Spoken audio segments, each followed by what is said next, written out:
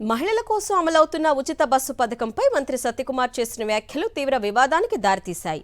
ఈ పథకాన్ని మహిళలు విస్తృతంగా వినియోగిస్తున్నారంటూ కానీ వినియోగించే తీరుపై అన్నమయ్య జిల్లా రాజంపేటలో సెటర్లు వేసిన మంత్రి కామెంట్స్ సోషల్ మీడియాలో వైరల్గా మారాయి.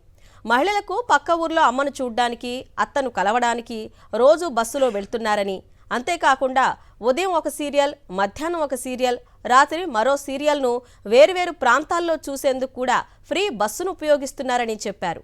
గతంలో మాదిరిగా తోటి కోడలితో ఫోన్లో కొట్లాడకుండా ఇప్పుడు ఉచిత బస్సులో వెళ్లి మరీ గొడవపడి సాయంత్రానికి ఇంటికొచ్చేస్తున్నారని మంత్రి చేసిన మాటలు మహిళలకు ఆగ్రహం వ్యక్తం తెప్పించాయి.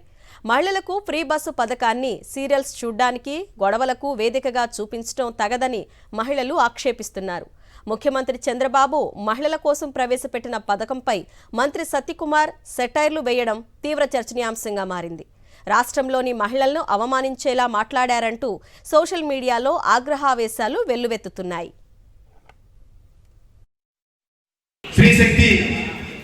శ్రీశక్తి కింద ఉచిత బస్ ప్రయాణం చేస్తాను. ఇవాళ అక్క చెల్లెలు ఉన్నారు చాలా మంది. ఇవాళ పరిస్థితి ఏంటంటే ఎవరైనా ఎక్కడైనా ఆర్టీసీ బస్ ఎక్కి వెళ్ళిపోవచ్చు. అమ్మని చూడాలంటే ఎప్పుడో ఒకసారి పోవడానికి అవకాశం ఉండేది, నెలకోసారి 2 నెలలకోసారి. ఈరోజు రోజు పోయి రాజంపేట నుంచి కడపలో అమ్మ ఉంటే అమ్మని పోయి చూసి రావచ్చు. అత్తను మామూలుగా 6 నెలలకోసారి, సంవత్సరానికి ఒకసారి చూడాలనుకోరు. కానీ ఇప్పుడు ఫ్రీ బస్ ఉంది కాబట్టి పోలే 2 నెలల కన్నా ఒకసారి అత్తను చూసి వద్దామని ఈరోజు పోతాను. ఇంకోటి మూడోది, ఇంతకుముందు తోడికోడలతో కొట్టాడాలంటే ఆడిపోయి ఛార్జీ పెట్టుకొని కొట్టాడాలంటే ఇబ్బంది ఉండేది. కాబట్టి ఫోన్లో ఆడిపోసుకోవడాలు, తిట్టుకోవడాలు లేదు. తోడికోడలో లేదా ఆడపడుచునో ఇవాళ అట్లేదు.